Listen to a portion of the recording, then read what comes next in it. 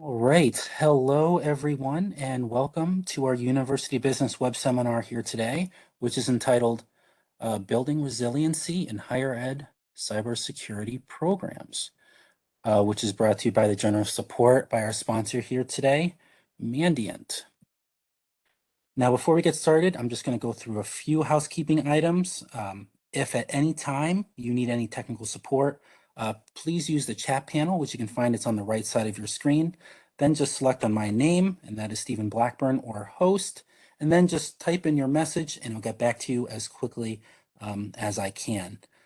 I'm also about to submit a phone number and access code in the chat that you have here, and you can dial into that number if you want to listen in privately or if you don't have any speakers. So just look out for that at some point. We will also be welcoming any questions that you have here today, and that will take place during a Q&A session that will be at the end of the presentation.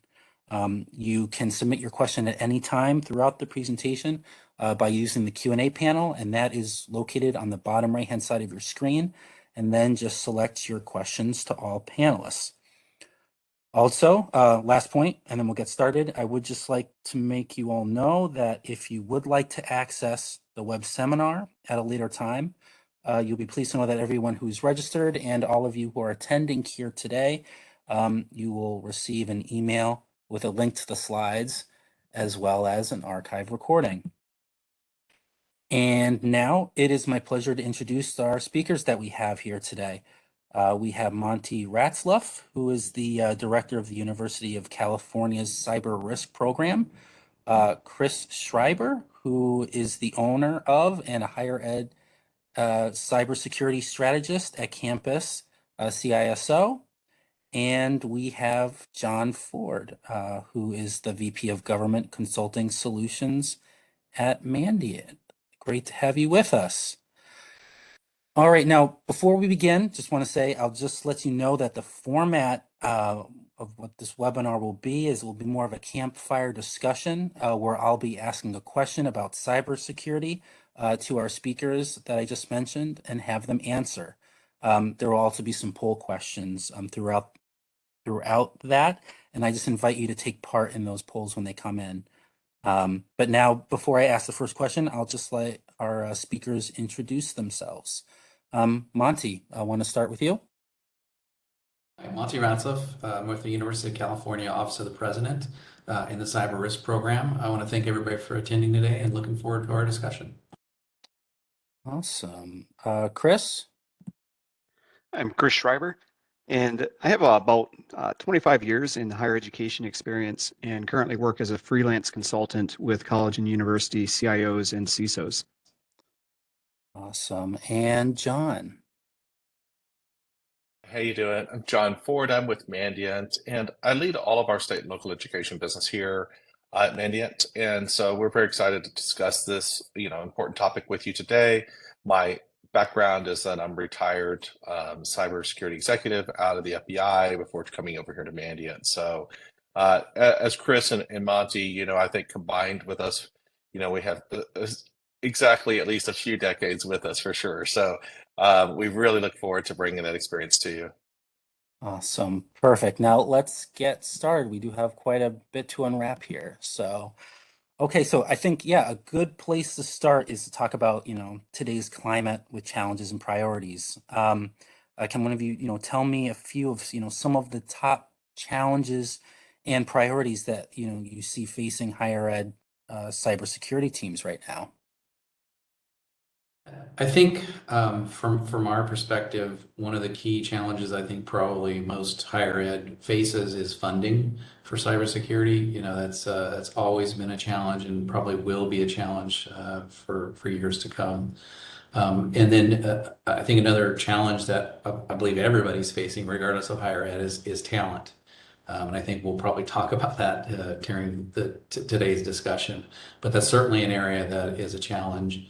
I think we are, faced with a lot of demands around third-party risk management. So addressing that has been forefront for us, and that includes, just general risk management, I would say as well. So understanding risks, having leadership understand risks, and affecting those things. And then I would say finally research security. This for higher areas that do research, securing that data and facilitating researchers in their work is a challenge.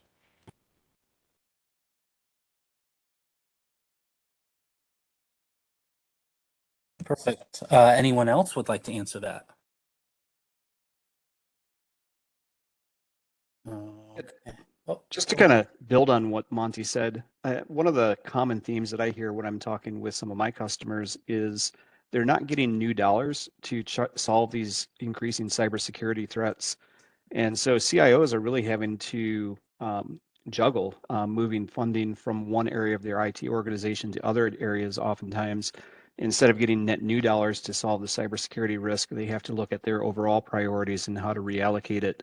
So that seems to be a common theme that I'm hearing is how do we do more to reduce risk while also keeping our operations sustained? okay, perfect. Now we're on to threat actors. What are some that, are targeting various colleges and universities? And I'm speaking in regards to TTPs specifically. Yeah, sure. Let me jump off on that topic. I know that both Chris and Monty will have some comments and thoughts on this one as well. Um, one of the things that we've seen is really the evolution of how the actors are trying to, gain persistence and access to different network systems, especially in the education, higher education market. For years and years, we started considering that denial of service was, going to be an issue. Then we started seeing a multi-layered attack with denial of service and then doing exploits at the same time. While those became under control, then we really started seeing towards phishing became one of the most prevalent, successful attacks. Um, but to be candid, we have seen that there's been a lot of great technology implementation, certainly a lot of training. I mean, who doesn't take their annual cybersecurity training and have an entire segment devoted to phishing and being aware of that? We do as well here at Mandiant. But what we saw in the last about 18 months is that's flowed into where, as far as successful breaches, and this is based on about 250,000 hours of doing incident response that Mandiant did last year, that phishing has moved to about 11% of the successful attacks, where the majority of attacks that are successful now have been based upon external vulnerabilities, as well as misuse or leveraging compromised credentials. So, they've really taken this new way to see how far they can get within a network without using any exploits, and trying to live within an environment undetected for longer periods of time, to do reconnaissance or other actions. So this has become even harder, right, for the defenders to defend against, because if there's really not a good way of tripping some type of indicator of compromise, or some type of overt technique, the defenders are having an increasingly challenging job today to find these actors and how they're trying to leverage accesses to these systems, either for a direct overt action or because they're going to use that system to pivot to another system, maybe even in another university or another location. So the defenders definitely have their jobs cut out for them today, more so, even more so than they did last year. Chris or Monty, your thoughts? Oh, I there you go. I think understanding, the threat actors that are targeting your organization helps you to identify, uh, when you know their TTPs and you know the threat actors and you know their motives. It helps you to then prioritize, where you're placing your controls, where you're placing your efforts. So it's certainly an important aspect of threat intelligence. And Chris? Yeah, and I think one of the interesting trends is the use of compromised credentials has always been one of the big risks in higher education. When you look at institutions, we have hundreds of thousands of credentials at a lot of individual institutions, and aggregate that out across the whole vertical, and there's millions of credentials in play. And so it's really hard for the defenders to look at, is this a legitimate log on? Maybe a faculty member is traveling, or is it a threat actor that's actually got hold of those credentials and coming in? And that's been a common theme that I've heard at a lot of institutions I've talked to lately as well, to build off of what John just mentioned. All right. Perfect. Thank you very much. Thank you. So we're actually at our first poll question. I'm opening that right now. You should see that in the bottom right-hand side of your screen. So as you can see, we're asking which cyber threats pose the biggest challenge, for your higher ed organization. And this one you can choose more than one answer. We have research and data compliance, email-based attacks. That includes ransomware and phishing, among others. Another option is supply chain security, like vendor partner security, lack of cyber awareness among students, faculty, and staff, as well as insider threats. So again, we have about 20 seconds or so. So please take your time to check off all the answers that apply to your college or university. And I will share those results shortly once it closes.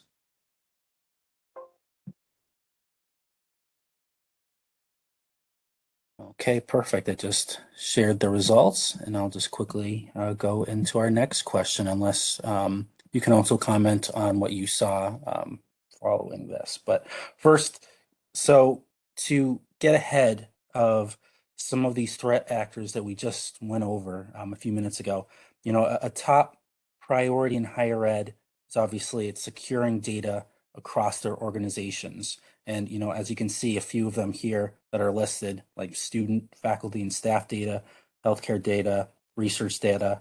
So with all that in mind, what are some strategies you can share? And more importantly, what are some strategies that can make them more proactive?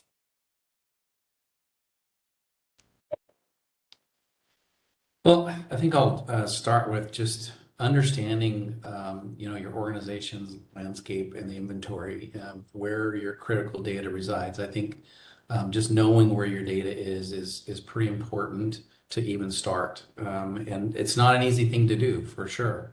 But that's certainly something that helps guide where you should be focusing. I think another thing that's helpful is identifying metrics, cyber metrics that are reasonable for you to obtain and also impactful. And that's not an easy thing to do, is having the right metrics to look at, where some of the risks might be, or where some of the gaps might be. And then once you have an idea of what the risks are, is working with your leadership and helping them understand risks. Going to leadership and saying that you need, some fancy new tool doesn't really tell the picture of what you're trying to solve and why they should care. And I think just having regular conversations with your leadership about cyber risk keeps it top of mind for them. And it also helps them to realize that, the security of the organization is not a destination. It's a process. And if you're having those regular conversations, they understand that there's not really a done. It's just, you got to keep pivoting, because the threat actors are going to pivot as well. And I think lastly, I would just say an overall strategy is just avoid the quest for perfection. Get something that's good, and go with that and build on that. Because waiting for perfect is never going to happen, and we would be all sort of paralyzed by not moving forward because we expect something to be perfect. So work on what's good enough. That's those are the things that I think would help organizations really focus and have, get the ball rolling and keep it rolling.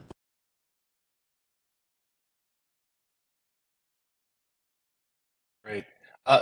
So, I would add, really layer on top of what Monty has talked about, as well as Chris, I would consider there's probably like three key areas to focus on from a proactive capability when you're trying to protect those key data, right? So first thing, Lonnie's absolutely correct, right? You have to understand what your key assets are, your what we call sometimes crown jewels or high value assets, where they are, what it contains, and what are the compensating and kind of layered controls that are on there as well. And which really plays into parts 2 and 3.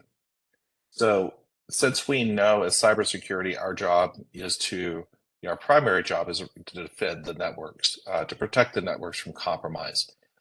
So for protecting or defending those networks, that's against really those who are trying to compromise it. So who are those people and how are they trying to do that?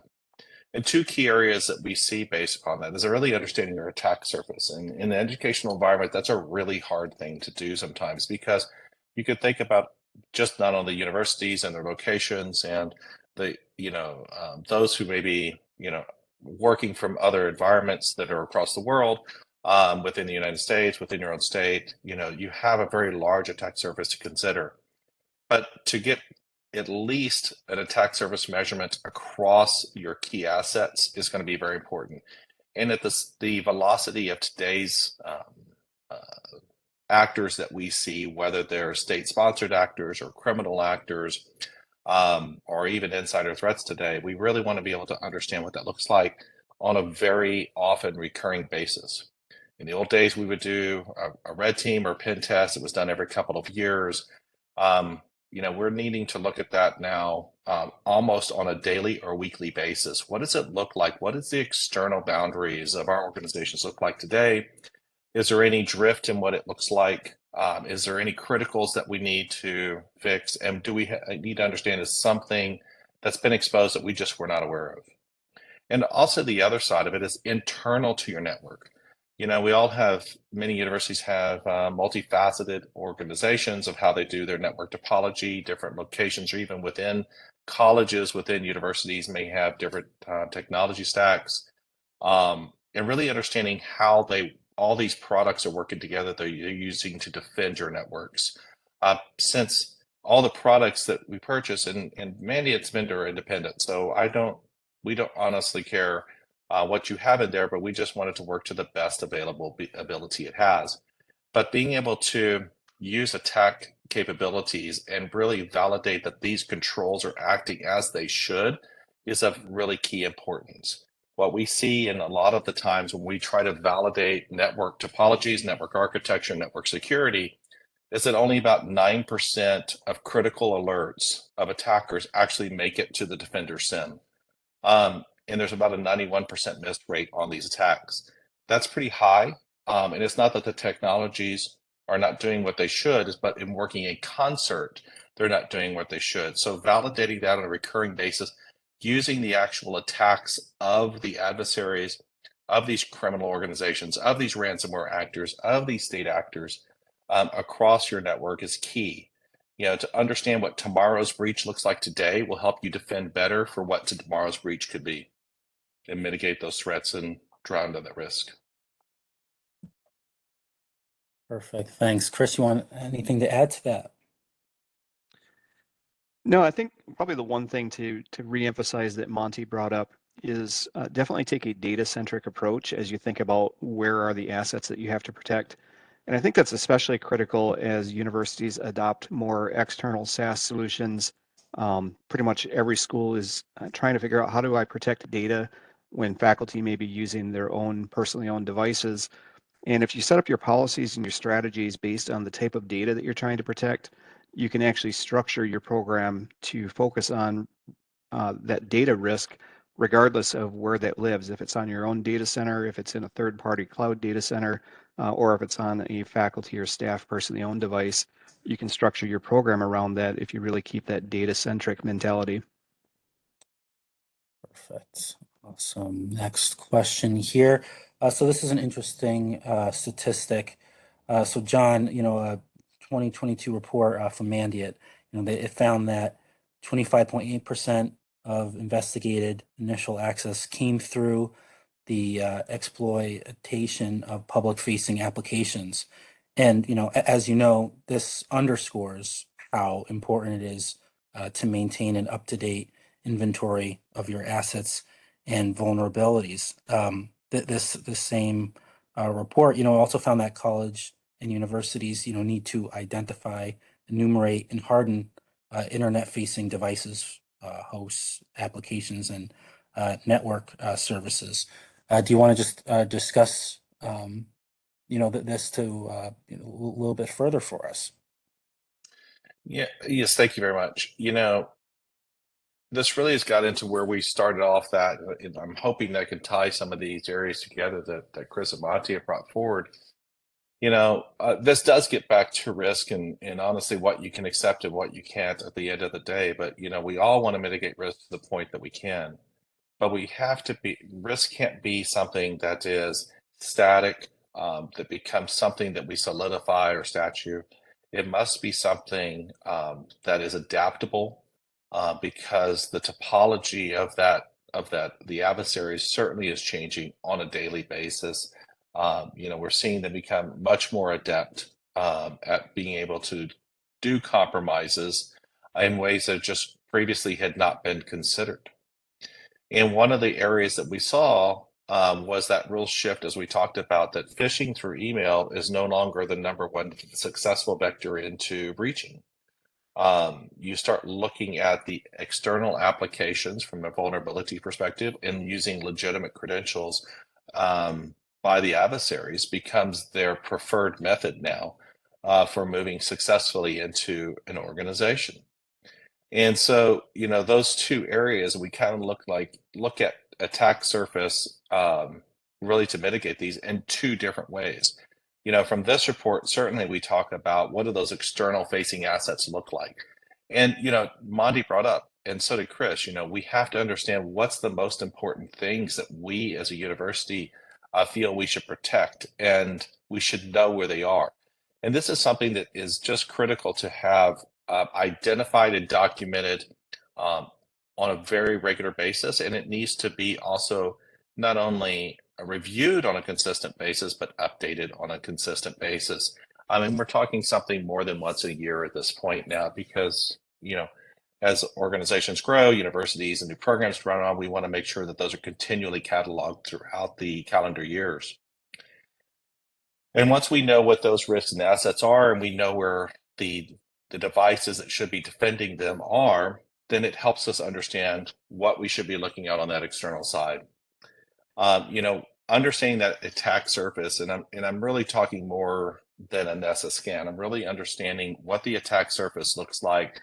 Look at from an adversary's point of view, and that is exactly what we're trying to bring forth. Is we want to look at the external boundaries of the university from an adversary's viewpoint, and how they're going to look at it from a perspective of, can they compromise and how can they compromise? Because there's whole groups of organizations today that's their only job. Their only job is to breach a network, set up persistence, and sell that persistence to someone else. And that's just the new market that we're looking at, quite frankly, especially in multifaceted extortion and ransomware.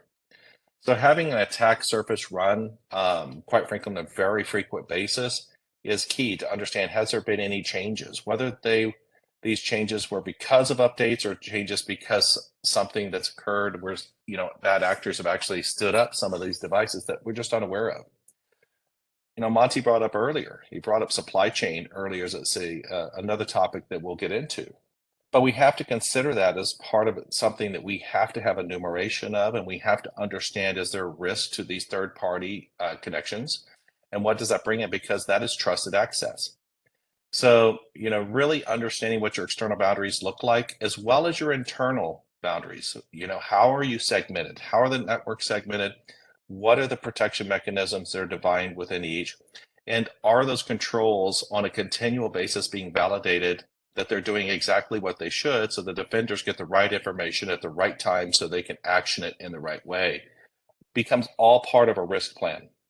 You really have to have those drivers about key controls, key data, and being able to validate that the security is where it should be for those key assets, to really be more successful here in the future as these actors are evolving. Perfect. Thank you. And I'm just going to move right along since we do have quite a few questions left. But First off, we do have a second poll, which I am launching right now. You have 30 seconds to answer, so please do so when you can in the lower right-hand corner. So what stage is your institution in using, third-party solutions for processing and or storing sensitive data? And that can be, cloud-based ERPs, student or SISs, research computing, etc. Have a few seconds left. Okay, perfect. I'm just going to share those results now. All right, and now I will move to the next question, but you can also look at those answers simultaneously. Okay, and now here we are to our fifth question here. Now, do any of you have any recommendations, on where to prioritize immediate efforts, with insight into the assets that are high risk and that are being targeted by threat actors?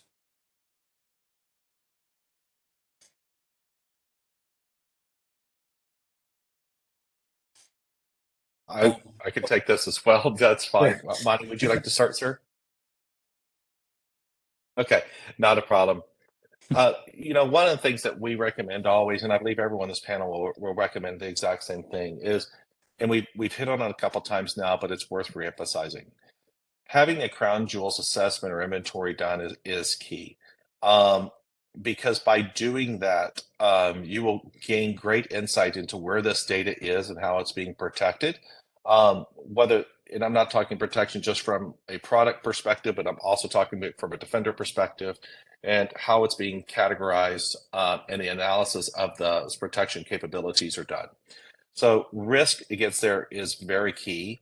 And so if we were going to do that, we would do this kind of crown jewels assessment across the board.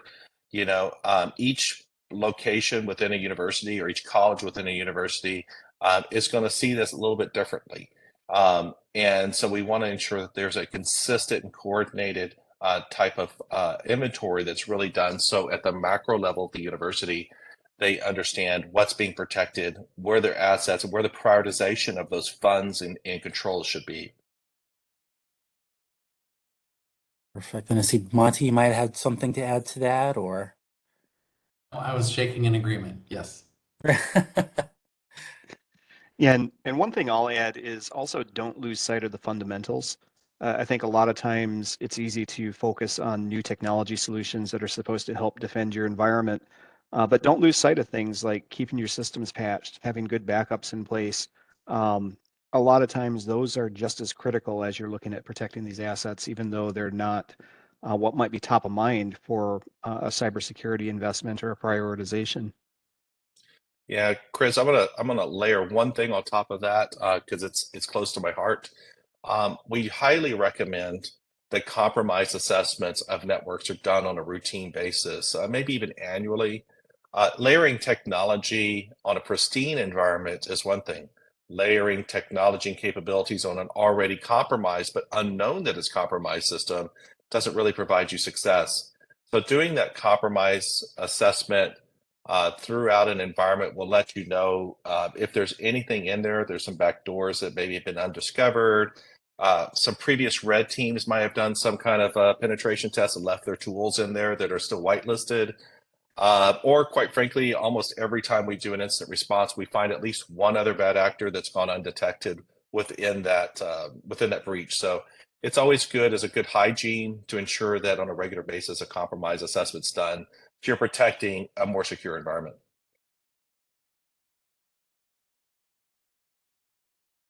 Great, thank you. So this one is a two-parter. I'll just start by asking the first question, then we can tackle the second one later. So are there any best practices that any of you can, recommend for performing asset discovery and vulnerability detection?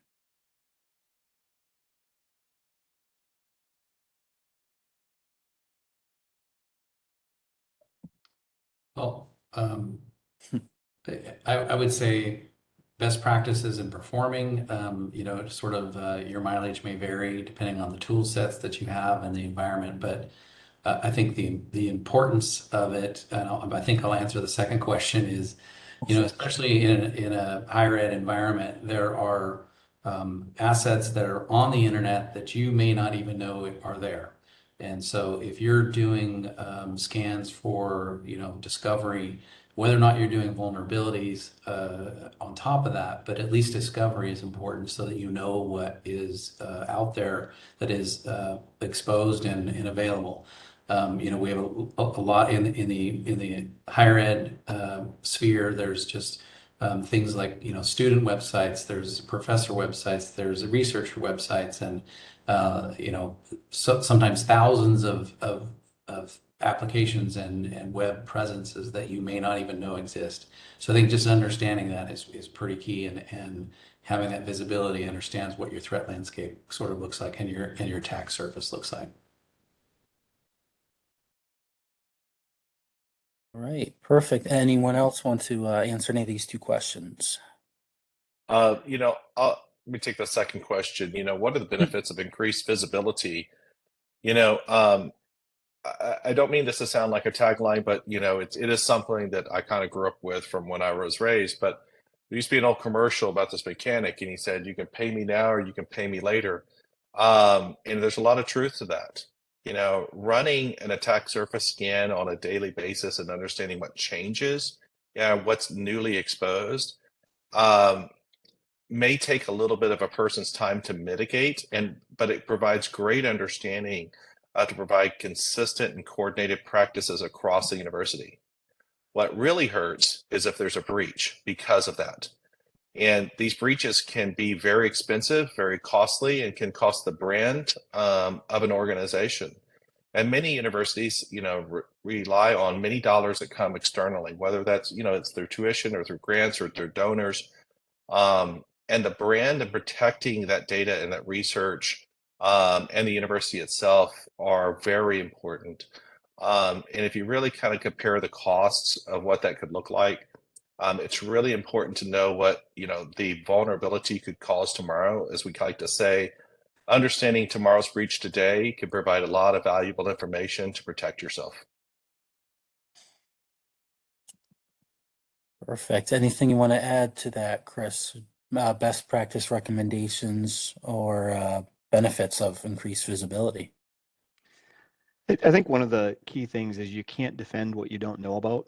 And I know Monty has experienced this, and I have as well as a university CISO, where you suddenly discover that there's some research lab you didn't even know about that built a whole pool of data sitting up in AWS, for example.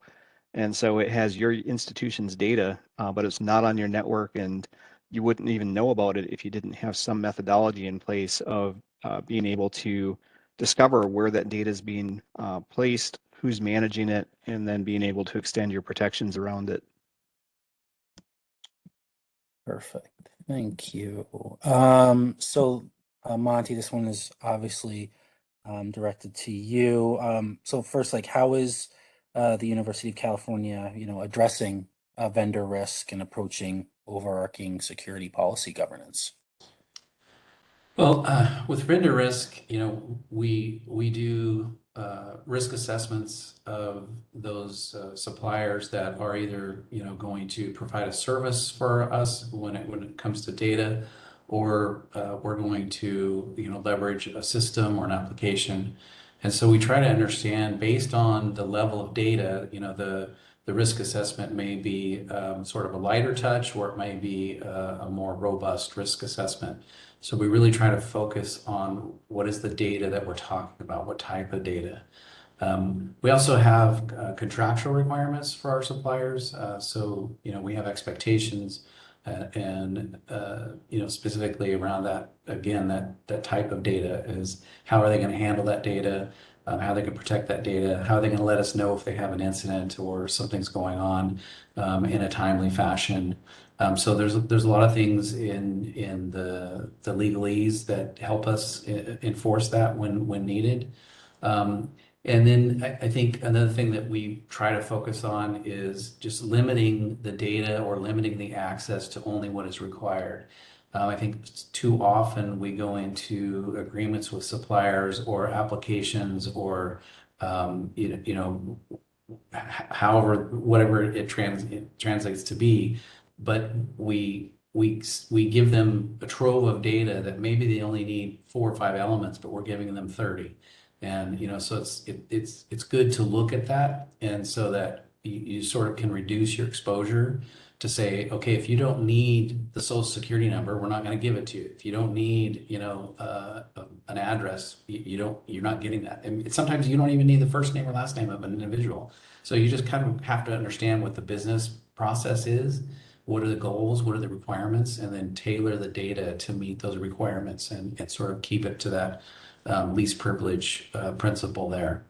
And in terms of policy, it's really a team effort at UC. And when I say policy, I mean the big P policy.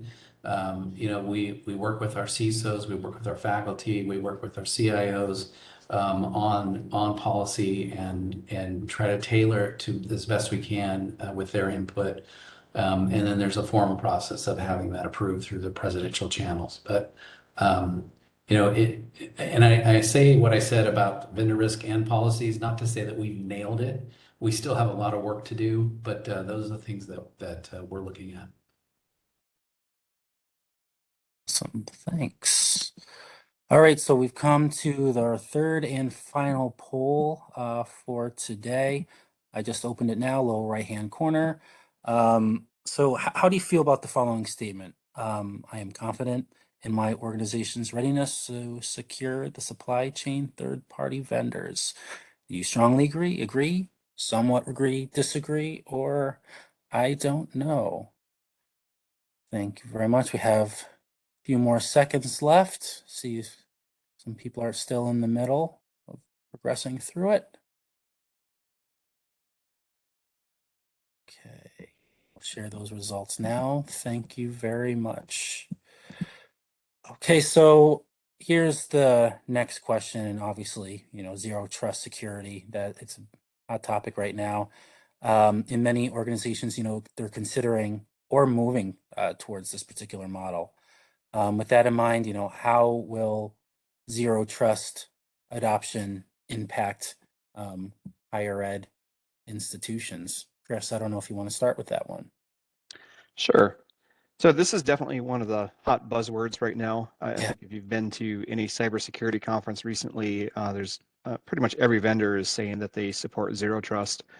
And I think the important thing to understand is what it really is. I think zero trust sometimes might be a bad label for what this means, because this is really about shifting your security posture to protect the identities and verifying the identities of the individuals as they use your resources. So this is really about attacking that vulnerability where the bad guys get hold of valid credentials and then use those credentials to do things. So when you look at zero trust, it's really shifting the perimeter. Instead of thinking about a firewall as your first line of defense, this is shifting to your identity ecosystem as being your first line of defense. And I think it's really important for institutions, especially as they start adopting more cloud-based services, being able to allow people to use services like Microsoft 365, for example, where you can log in and access your data from a personally owned device. Even though the data may be institutionally owned, you can access that data from your mobile phone, from your personal laptop, or from your office. And so zero trust is really about extending that protection based on who you say you are and validating that you actually have access to use those resources. I think this is a great opportunity for institutions to rethink some of how they allocate their security spend. So right now, like especially over the last 20 years, things like firewalls and IDS were one of the main investments for security. And as you start looking at how zero trust and adoption of some of these third-party and cloud-based services are going to impact your risk profile, a lot of institutions are taking a step back and looking at how do we rethink our approach to protecting our assets. And I think zero trust is going to become more and more important as organizations look at how do we do this hybrid model where some of our data is on campus, some is in the cloud, and our users could really be coming from anywhere. Perfect. John, is there anything else you'd like to add to what Chris just mentioned? You know, uh, the themes that we're talking about, right? And as it certainly is more assets we have or less kept within an on-prem environment anymore. The zero trust model is going to become increasingly important, right? I mean, post-COVID, even during COVID, obviously we were, kind of stretched out to the outer boundaries of where we were working, and what that looked like was certainly different for everyone. And during that time period, we saw a sharp increase in insider threats as well. Some were non-malicious, some were very malicious. And because, insider threats as well are quite frankly really mischaracterized, in my opinion, right? We kind of think of usually it's an individual with a thumb drive or something to that effect, when today's environment is insider threats are more likely to be groups of individuals working in concert together, because that's about access and access enablement, right? And we really need to consider that access enablement piece, as well as the access, are key issues that we need to really defend against as we really look forward. Even when I left the FBI, we knew that in the future, looking horizon, technologies were going to improve to such a degree that they would really counter a lot of the adversary's capabilities. Because, while you can't necessarily stay ahead of an adversary's thoughts, of a criminal's thoughts, of what they're going to evolve to, certainly the technology will be improving over time to be able to do this. But the one thing that we cannot change is that the need for those individuals to access the data to do their job. And we knew at that point that those would be the most susceptible part of the supply chain that can be compromised based on an adversary's need. We still see it today. Ransomware can be insider threat enabled, and we've seen many cases of that as well. And so it's not just about stealing information, it's also monetizing that enablement of access. So adopting these type of zero trust models to really secure organizations, especially as data moves, external to the organization, external to the university, are going to be key in their security profile and reducing risk in the future. Perfect. Thank you. Moving forward, let's see here. So our ninth question today. So obviously colleges and universities, they're struggling with talent and technology gaps, just like everywhere else. And, what are some of the approaches, at the University of California, Monty, is taking to address this? I think one of the things we'd have to rethink, especially during COVID, is the idea that you have to be 30 minutes away from an office is sort of now not really important. So we've had to think about, when we're looking for talent, where do folks live? Does that really matter anymore? And so working from home and being flexible with those arrangements. It all depends on sort of the role and the expectations, but I think for the most part, we're able to be really flexible with, sort of the new normal. And I think, not only, hiring folks, but keeping folks is also a challenge. And so, when we look at some of our locations who are in, Santa Cruz or Berkeley or San Francisco, Los Angeles, we're competing with large corporations with big pockets, and so it is a challenge to retain folks that are there. So we've got to make them feel part of the mission. We've got to give them something that that they can feel part of the community. We've got to develop those staff. We've got to train them. We've got to invest in them. And give them the skill sets and make them feel that they are contributing to something bigger than themselves. And that's what we need to do to try to retain and also hire good talent. Awesome. Thank you. Okay. Yeah, Uh, go ahead. yeah, I mean, when we think about this, we kind of think about it in threes for this one. I think about professional talent. I think about the up and coming growing student talent, and thirdly about the community. You know, Certainly cybersecurity is a team sport. It is all about the community, and quite frankly, in the education space, there's a phenomenal opportunity to help students are grown in that space to make sure that they're, providing overall security for the entire ecosystem. And so there's a place where universities are quite frankly very uniquely positioned to be doing both, right? You can have to get that top talent, even though there's a lot of competition for sure. We even have competition against Mandiant for our top tier people as well. But there's also the unique opportunities that universities have, and the University of California, participates in, and how they grow that talent to really work in that ecosystem, because it does become a community. So who's going to come out of there? How are they trained? And how are they going to also protect, others, or create the next capability that will do wonders for us to protect universities and other organizations? And, when we're talking about, for instance, if, get down to like the crisis core emission moment, which usually is a breach, right? That's probably the most scary of all the moments. How are we ensuring that we're getting the top talent in that? And kind of getting away from a resume based model, we would suggest is that you really want to get into some place more of a threat space model, where there's a practiced event to where you're measuring their true capability to do these kind of breaches in a safe environment, and be able to test their capabilities and validate that they have the right skill sets, but also use that as a teaching mechanism. Um, you know, Help students get into SOCs, help students learn how to defend, help students learn how to react and respond to breaches within the risk plans, the IR plans, and the playbooks and use cases.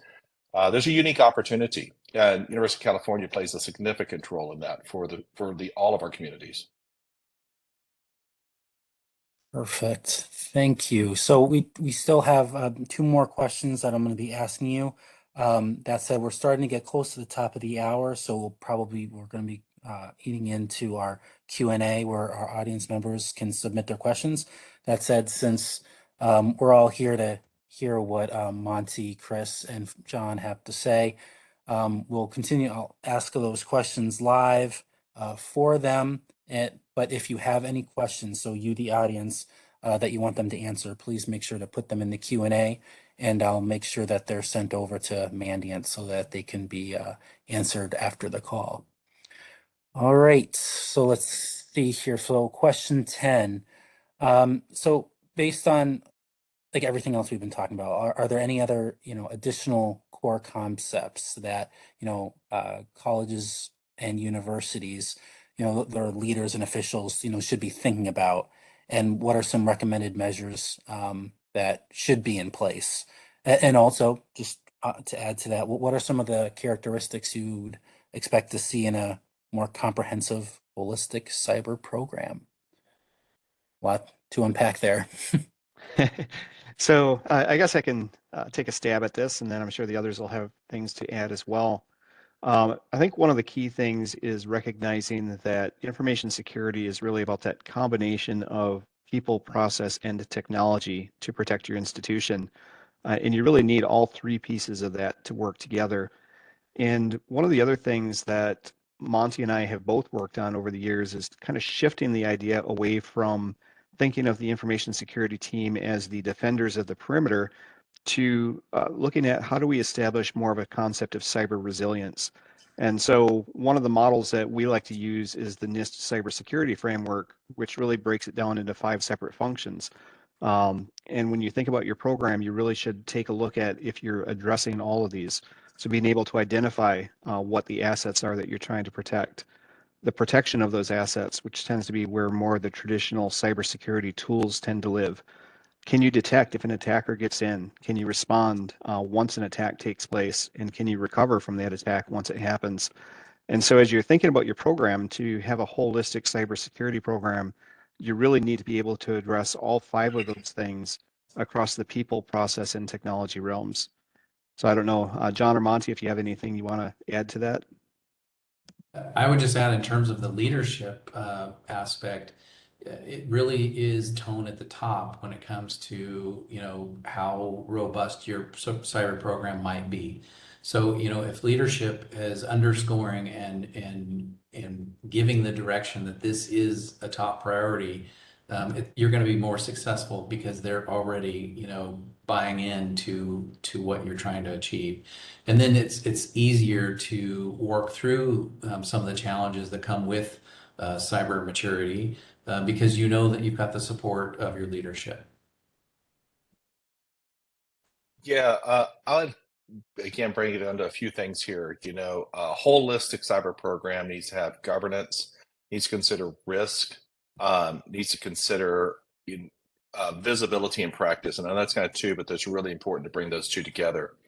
You have to have that governance side to ensure there's consistent processes and policies across there that meet the regulations and culture of the organization. Culture cannot be, quite frankly, not taken into account when you're dealing with cybersecurity, because these are about also the people and the processes. That visibility, you can't protect what you can't see. I don't know if anybody's ever tried to defend themselves while blindfolded, but it is a difficult challenge to really to do that. So, visibility is key. And the other part about really being able to practice that, we want to ensure that everybody has, in those type of events, you have good playbooks and use cases, but you have to have that instant response plan. You have to have that practiced, and it has to be exercised on a very consistent basis, at least quarterly, across the entire spectrum, right? You want to have that both horizontally and vertically it really challenged and looked at and exercised and improved upon because it isn't involving a document for when that crisis occurs. But I would say, though, for all of those three elements, they have to be intelligence and risk informed. You know, they the cybersecurity team, to a degree, do have that defending mission. Knowing who's combating you can provide key information how to best combat that threat and how to best mitigate that risk. And to Monty's point, I would agree. You certainly want to have that. You want to have the executive buy-in, right? So, really becoming more aware of how to position up conversations, position up where tomorrow may need to be, and position up what you will need for outgoing years is a very important conversation to become skilled in. And if you can take those assets together and bring all of that, frame that into one conversation, you'll be very successful going forward in trying to grow your program over time. As opposed to what we were talking earlier, the challenges of today's dollars, we don't know what's going to be tomorrow. We certainly want new dollars, not reusing old dollars, but we need those new dollars to help protect us tomorrow. Perfect. All right, I'm going to move right to the last question since we're almost at the top of the hour and I want to be mindful of everyone's time. So this last question, what advice can any of you provide just on building a convincing and effective business case to help obtain buy-in for security initiatives? And I guess, John, you were kind of talking about this a little bit about executive buy-in, but if you want to expand on that a little bit, if you'd like. Yeah, positioning up conversations and enveloping, what you're trying to achieve are really key. And what I mean by that is that being able to have an executive level discussion that really marries to the vision and mission of all the organization that culturally aligns to the objectives of what you're trying to achieve. And it's important to talk within those terms and align that to the risk that's already been defined. So if you can define what's critical that you're trying to protect, try to show, demonstrate how that will reduce that risk, but aligns to the vision, mission, and culture of an organization. Um, I've seen that become much more successful than trying to position, I need a product because it does X, or I need a professional service because it'll do Y. We have to show that how that aligns to the overall arching mission of the university and what they're trying to achieve, as well as the vision of those who are leading the university and what they want to protect, because it is more than protecting assets too. You are protecting the brand of the organization, and that becomes very important because you're also protecting the donors' dollars, the donors' investments, U.S. or other government or whoever's making um, providing money to the organizations to do key research or other capabilities. So, it's important that you're protecting all of that and showing that you have the good of the organization in mind and what they can expect as a return on investment to the best that you can. but being able to demonstrate that on a consistent basis and having a voice to those leaderships on a consistent basis will continually reaffirm that they've made the right decisions, or if they need to pivot from that decision because there's been something newly discovered. Perfect. And in our last few minutes, Chris or Monty, is there anything you'd like to add on to what John just mentioned? I think it's really important to tie your security initiatives back to the teaching and research mission of the institution. Because if you just say, well, there's this risk out there and we need to do something about it, but it lives in a vacuum, that's really hard to get support and traction as you work across the leadership of the institution. But if you can tie it back and show this is how it will help us with our research goals or our teaching goals, and this is here to help, not to impede achievement of those missions, it's really gives you a different stand as you look at how these things can be embedded into the day-to-day processes across the institution. Perfect. And Monty, anything to add to that? I would just say, you know, you're talking to leaders and they need to understand in the business terms. And I think that's what John and Chris are saying is know your business. And when you're speaking to leadership, speak in terms that make sense to them. They understand dollars. They understand reputational risk. They understand that they don't want to be in the newspaper. So, you know, focusing on techie terms and you know, jargon is a loser. You need to speak in their terms. Yeah, great advice. Perfect. So like I said, we're almost here at the top of the hour. So we'll just end it here. That said, if you had any questions that you sent in that you wanted asked during the Q&A, I'll make sure that they're sent over to our friends here at Mandiant so that they can those questions can be answered individually following this call. And actually, as I go through my closing slides in just a few moments, please feel free to continue submitting any of the questions that you may have as they come to mind. And I'll make sure that they're sent over to be answered later on. But first off, thank you again, Monty, Chris, and John for your time here today speaking on this important topic. And of course, thank you to Mandiant. And to you, our audience as well, I would like to thank you for joining us here today.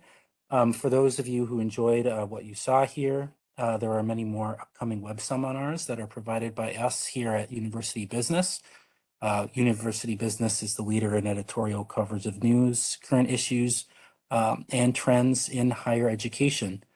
We have a wide range of readers who subscribe for free to UB, and they stay up to date with us online, our web seminars like this one, as well as our newsletters. Also, if you would like to watch this web seminar again, or maybe for some of you who believe that what you saw here would be helpful to your colleagues, as I'm sure that's the case, you'll be pleased to know that all of you, you'll be able to, you'll receive an email from us at UB at some point soon. And in that email, it will include an on-demand recording of this web seminar, as well as a link to the slides. So look out for that in the coming days, if not tomorrow.